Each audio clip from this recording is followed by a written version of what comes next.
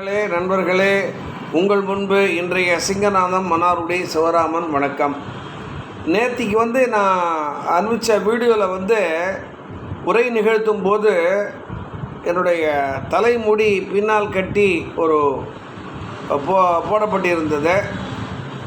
அதாவது கேட்ராக்ட் சிகிச்சை எனக்கு செய்து கொண்டிருப்பதால் அந்த முடி இந்த கண்ணில் பறக்கக்கூடாதுன்றதுக்காக கட்டி பின்னாடி போட்டிருந்தேன். அதை பார்த்து சில ரசிகர்கள், என்னுடைய பார்வையாளர்கள், நீங்கள் என்ன தலையை மொட்டை அடிச்சிட்டிங்களா கேட்ராக்டுக்காக அப்படின்னு பேசியிருக்காங்க.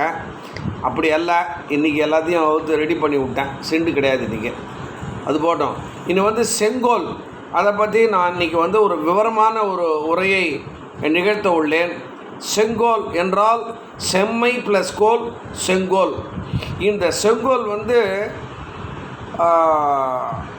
பண்டைய காலத்தில் ராஜாக்கள் ஆண்டு கொண்டிருந்த போது இந்த செங்கோல் அவர்கள் கையில் இருக்கும். அந்த செங்கோல் தவறினால் கொடுங்கோல். ஆகவே மன்னர்கள் ராஜ்யத்தை ஆளும்போது செம்மையாக ஆள வேண்டும், கொடுங்கோலாக இருக்கக்கூடாது. மக்களுக்கு நன்மை புரிய வேண்டும். நீதி, நன்மை, நேர்மை, நியாயம், இதெல்லாத்துக்கும் ஒரு குறிக்கோளாகத்தான், ஒரு குறியாகத்தான் இந்த செங்கோல் விளங்கியது.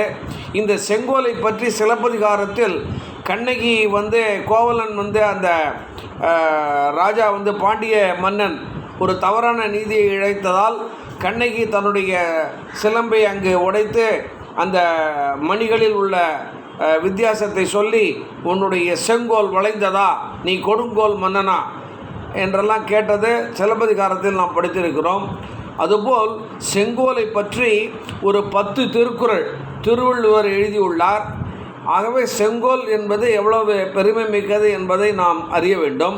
அதுபோல் 1947ஆம் ஆண்டு ஆகஸ்ட் 15ஆம் தேதி நள்ளிரவில் நம்முடைய பாரத திருநாட்டிற்கு சுதந்திரம் கிடைத்த போது அந்த டிரான்ஸ்ஃபர் ஆஃப் பவர், அதிகாரம் பிரிட்டிஷாரிடமிருந்து இந்தியாவில் உள்ள பிரதம மந்திரியாக அன்று தேர்ந்தெடுக்கப்பட்ட ஜவஹர்லால் நேருவுக்கு இந்த செங்கோல் வழங்கப்பட்டது. That is called power of transfer, அதிகார இவருடைய ஒப்படைப்பு. அதுதான் அப்போ ராஜகோபாலாச்சாரி தான் இதை அதிகாரத்தை எப்படி ஒப்படைப்பது, டிரான்ஸ்ஃபர் ஆஃப் பவர் எப்படி செய்வது என்பதற்கு இவர் ஒரு நியாயத்தை சொன்னார். அதாவது தமிழ்நாட்டில் உள்ள ஆதீனங்கள், அந்த காலத்தில் ஆதீனங்கள் தான் ராஜாக்கள் சபையில் கவுன்சிலர்களாக இருந்தார்கள். அவர்தான் ராஜா ஆலோசனை கொடுப்பவர்களாக இருந்தார்கள். அவர்கள் தான் இந்த செய்து கொண்டிருந்தால் அவர்கள் கையில் இருந்து வாங்கிய ஒரு செங்கோலை பார்லிமெண்ட்டில் போயிட்டு அந்த மவுண்ட் பேட்டன் கையால் நேரு கையில் அது ஒப்படைக்கப்பட்டது. அப்பொழுது இந்த ஆதீன கர்த்தர்கள் கோளறு பதிகம் என்ற ஒரு நூலில் உள்ள செய்யுள்களை வாசித்து திருஞான சம்பந்தர் இயற்றியது. அதை சொல்லித்தான் இந்த அதிகார ஒப்படைப்பு நடந்தது. அப்படி பெரிய ஒரு மிக முக்கியத்துவம் வாய்ந்த இந்த செங்கோலை சிலப்பதிகாரத்தில் இளங்கோவடிகள் பேசிய செங்கோலை, திருவள்ளுவர் எழுதிய செங்கோலை, மவுண்ட் பேட்டன் கையிலிருந்து நேரு கையில் ஒப்படைக்கப்பட்ட இந்த செங்கோலை நாம் மிகவும் பெருமை வாய்ந்ததாக கருத வேண்டும். மேலும் இது தமிழ்நாட்டிலிருந்து ஆதீனங்கள் அங்கே டெல்லிக்கு சென்று இந்த கோளறு பதிகத்தை பாடி இந்த செங்கோல் நேரு கையில் ஒப்படைக்கப்பட்டது என்பது நமக்கு மிகவும் பெருமை வாய்ந்த, தமிழகத்திற்கு பெருமை சேர்க்கும்.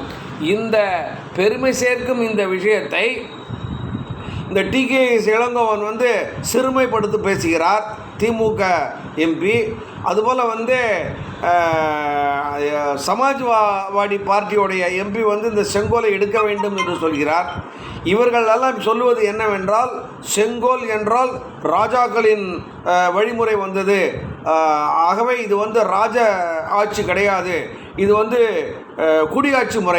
குடியாட்சி முறையாக இருந்தாலும் சரி, அரசாட்சி முறையாக இருந்தாலும் சரி, மொனார்கியாக இருந்தாலும் சரி, நாட்டை ஆள்பவர்கள் நேர்மையாக ஆள வேண்டும், நீதி தவறாமல் ஆள வேண்டும் என்பதற்கு ஒரு அடையாளம்தான் இந்த செங்கோலை. தவிர இது குடியாட்சி முறைக்கும் முடியாட்சி முறைக்கும் எந்த ஒரு சம்பந்தமும் கிடையாது.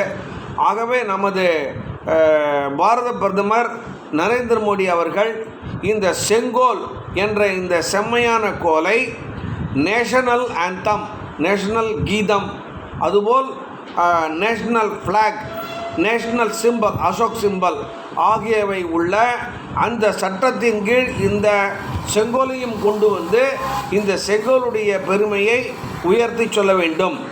அதாவது நாம் பார்த்திருக்கிறோம், உயர் நீதிமன்றங்களில் நீதிபதிகள் முன்பு இந்த ஒரு டவாலி ஒருவர் உசு உசு என்று சத்தம் போட்டுக்கொண்டு அந்த செங்கோலை பிடித்து கொண்டு செல்வார்.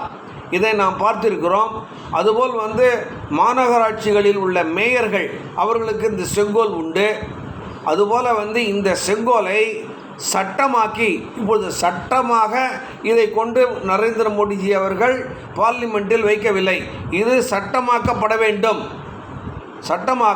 சட்டமாக்கிய பின்னர் மாவட்ட ஆட்சியர் என்று சொல்லும் அளவில் மாவட்டத்தை ஆள்பவர்கள் மாவட்ட ஆட்சியர்கள், டிஸ்ட்ரிக்ட் கலெக்டர், அவர்களின் அறையில் அவர்களது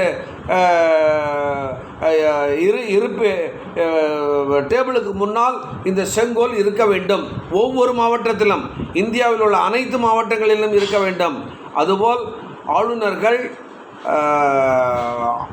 ராஷ்டிரபதி, உபராஷ்டிரபதி இவர்கள் முன்னால் அந்த டவாலி ஒருவர் இந்த செங்கோலை பிடித்து கொண்டு எப்பொழுது இவர்கள் நடந்தாலும், சபைகளில் நடந்தாலும் அந்த சபைகளின் முன்னே டவாலி ஒருவர் இதை பிடித்து கொண்டு தான் செல்ல வேண்டும்.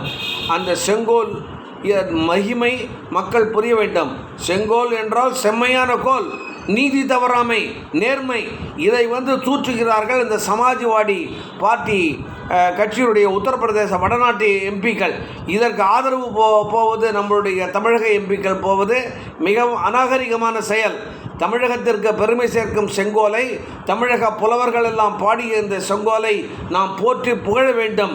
இந்த செங்கோலுக்கென நரேந்திர மோடிஜி அவர்கள், பாரத பிரதமர் அவர்கள் இதை சட்டமாக்கவே ஆக்கி அதை செயல்படுத்த வேண்டும் என்று நான் கேட்டுக்கொண்டு என்னுடைய இன்றைய உரையை முடித்துக்கொள்கிறேன். சிங்கநாதம், மன்னார்குடி சிவராமன். வணக்கம்.